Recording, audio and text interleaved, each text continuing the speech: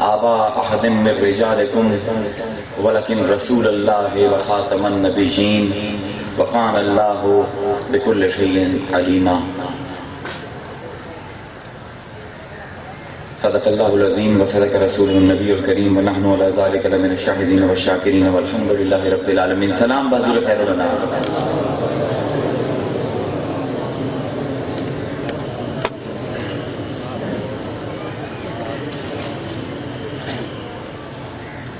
سورہ احزاب 33واں سورہ ہے قرآن دا، اس دی 40ویں آیت تلاوت کیتی ہے۔ یہ آیت مبارکہ دلیل ہے ختم نبوت دی، ختم رسالت دی۔ یہ موضوع ہے میرا آج، ختم رسالت دی عقلی توجیہ۔ مسلمانوں دے وچ ہر چیز دے وچ اختلاف ہے شروع دا ہی۔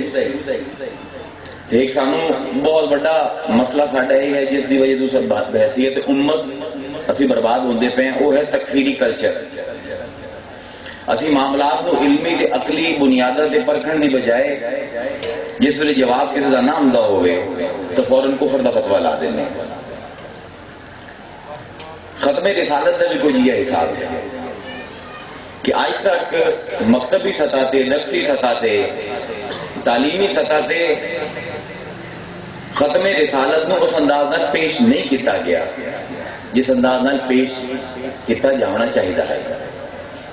میں لاہور دے وچ ایک سیریز کردا پیا ختم رسالت دی 6 لیکچرز دی، جیڑی کہ 16 تاریخ تو شروع ہونی ہے، کہ آخر پروردگار نے رسالت ختم کیتی کیا۔ عجیب موضوع ہے، کدی نہیں چھیڑیا گیا اس میں۔ اسلام و دین ہے کہ پروردگار فرمائندہ ہے اور یوم اکملت لکم دینکم واتممت علیکم نعمتی ورضیت لکم الاسلام دینا۔ آج کے دن اسی توڑے تے دین مکمل کر دیتا تے اپنی نعمت توڑے تے تمام کر دیتی، اخیر کر دیتی نعمت دی، تے اسلام نو توڑے واسطے بطور دین چن لیا۔ دین تمام ہو گیا، رسالت ختم ہو گئی، حجت تام ہو گئی، دلیل قائم ہو گئی۔ اور دلیل نو لبنا امت دا کام ہے، جہاں امت نے نہیں کیتا، کرنا چاہیے ہے۔ اس دے وچ کوئی شک نہیں کہ اسلام دی کاملیت کسی اور دین نہیں پائی جاندی۔ اگر تسی اسلام نو بطور ایک طالب علم دیکھو تو کوئی گوشہ حیات دے انسانی دا ایسا نہیں کہ جس دے اتنے قرآن نے، حدیث نے کوئی نہ کوئی رہنمائی نہ کیتی ہوئے۔ سیاست کو لے کے اخلاقیات تک، معمولات کو لے کے الوہیات تک، تجارت کو لے کے معاشیات تک، کوئی باب انسانی زندگی دا ایسا نہیں جتھے سراج منیرہ نے اپنا نور نہ بکھیریا ہوئے۔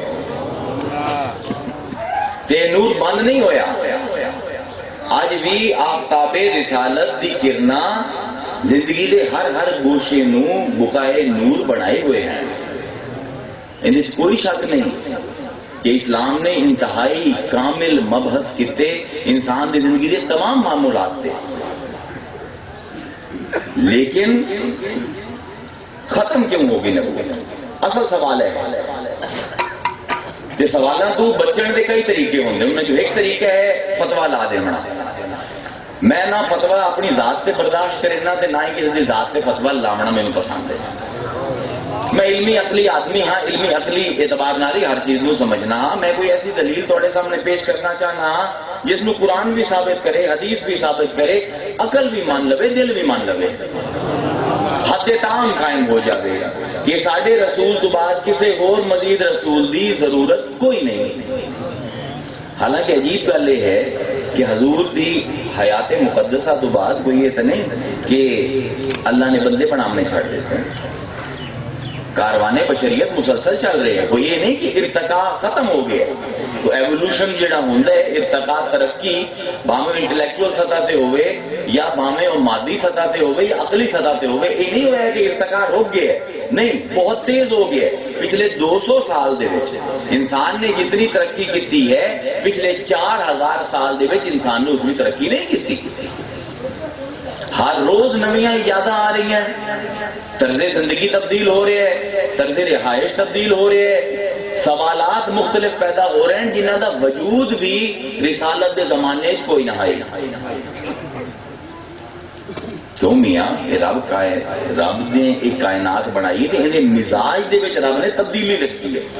یاد رکھے ایک تھوڑا میرا کام نہیں, اچھا تبدیلی نو روک نہیں سکتے. رب نے مزاج کائنات ہی بنایا ہے کہ یہ تبدیل ہوندی رہے. اب رب خود قرآن فرمیندا ہے تلک الایام نداولھا بین الناس, یہ دن اسی پھریندے رہنے ہیں لوگاں دے وچ.